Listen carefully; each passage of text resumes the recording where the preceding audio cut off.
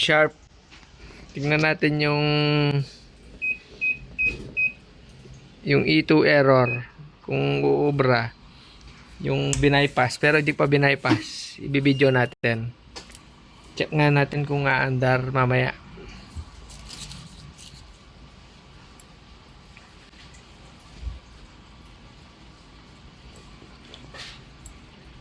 E2 error to eh, para makatipid.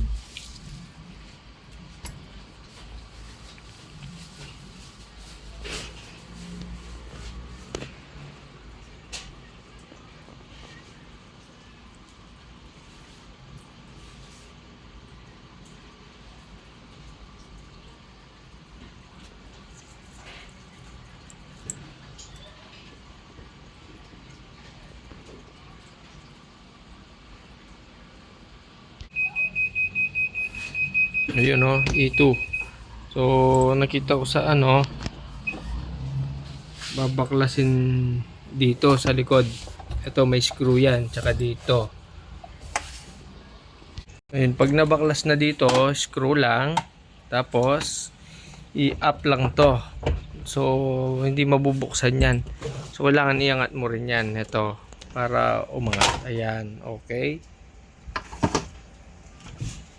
Yung nakita ko dito sa iba-bypass, itong una sa taas, tsaka yung white dito na cord, yung white, ilain lang.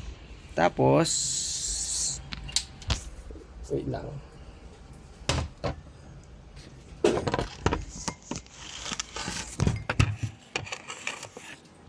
tapos pagsamahin lang ito. Iti-tape ko na lang dito kung effective. Ayun, tape ko lang yan.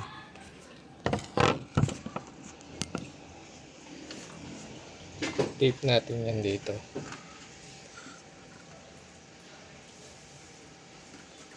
Tapos test natin mamaya kung effective yung bypass na sinasabi sa YouTube.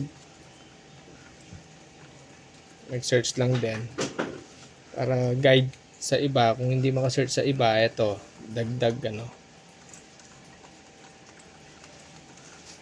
ayun, di kaya puputok ito. Ay nako.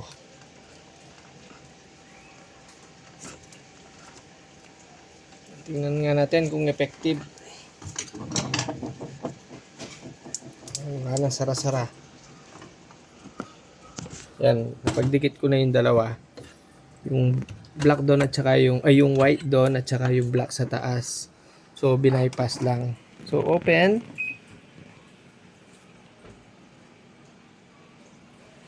Spin try. Tingnan natin kung effective, kung mag-error pa yan.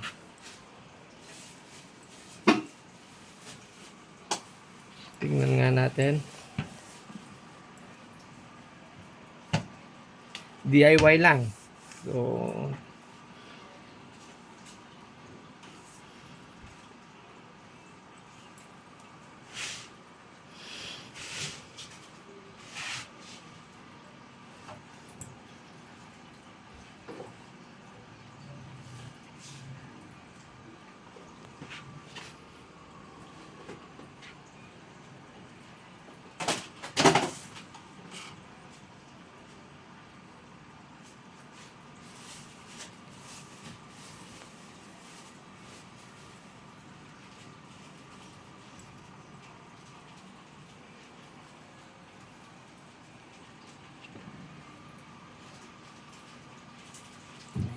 yun. DIY oh. Nag-spin na. Yun oh, nag-spin na. Tagal-tagal na sira nito. Okay.